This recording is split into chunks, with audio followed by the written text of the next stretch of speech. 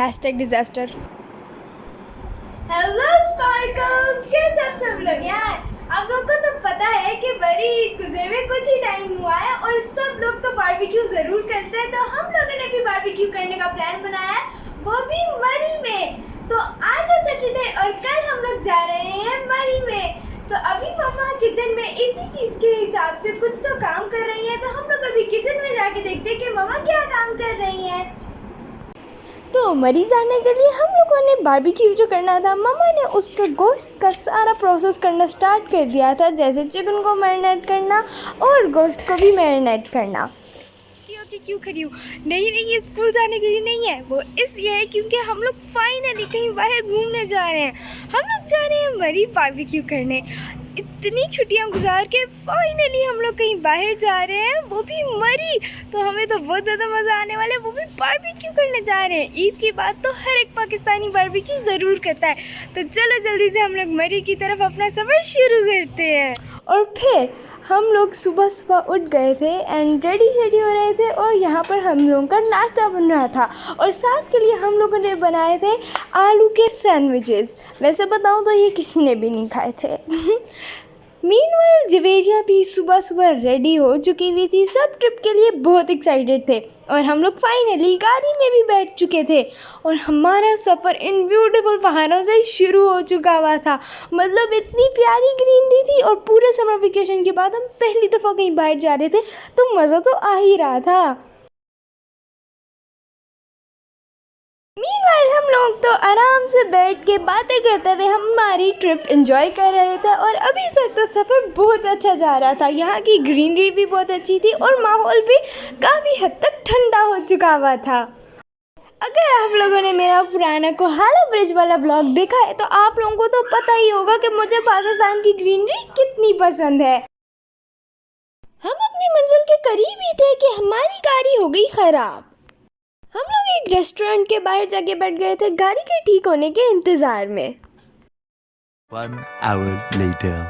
ऐसा इंसिडेंट किसके साथ हुआ है मुझे कमेंट में बताओ।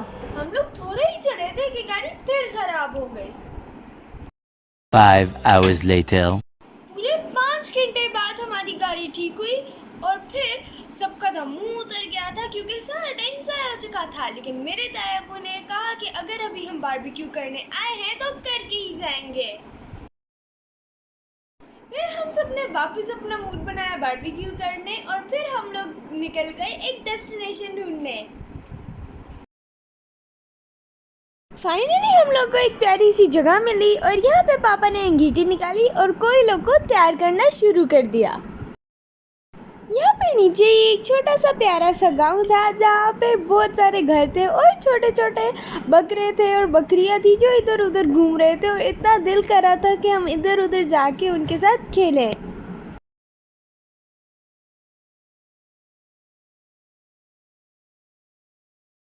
हम लोगों ने सीखे तैयार करके कोयलों पे रख दिए हैं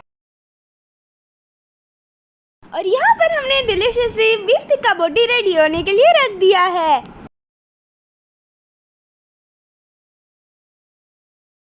ज़हरा तो ज़िंदगी में पहली दफ़ा हिल स्टेशन पे आई थी और यहाँ पे तो इसको इतना ज़्यादा मज़ा आ रहा था। और यहाँ पे मेरी ताईमी बैठ के सीखे तैयार कर रही है। इसके बाद हमें उससे भी ज़्यादा प्यारी जगह मिली जहाँ पे बैठने की जगह थी और ये बहुत ग्रीनरी वाली थी, तो इसलिए हम हमारी सारी चीज़ें वाइंड अप करके वहाँ पर आ गए। हम लोगों को तो यहाँ पे बहुत मज़ा आ रहा था और ज़हरा तो पहाड़ पे ऐसे चल रही थी जैसे वो हर रोज़ चढ़ती है।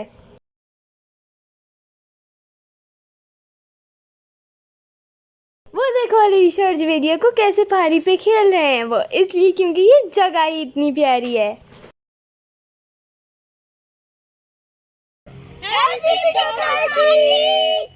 बीफ के साथ साथ हम लोगों ने चिकन भी मैरिनेट किया था और कबाब भी। जब तक टिक्के तैयार हो रहे थे हम लोग यहाँ पे हाइकिंग करके एंजॉय कर रहे थे। अब हम सब यहाँ पर बैठ के मजे से खाना खा रहे थे। खाने से फारिग हो के हम लोग एक छोटे से होटल में रुक गए थे जहाँ पे हमारे बड़ों ने पी थी चाय। और इसी तरह हम लोग अपने ट्रिप से वापस चले गए एंड आई होप आप लोगों को मेरा ये ब्लॉग अच्छा लगा होगा। सो सी यू लेटर गाइस, बाय।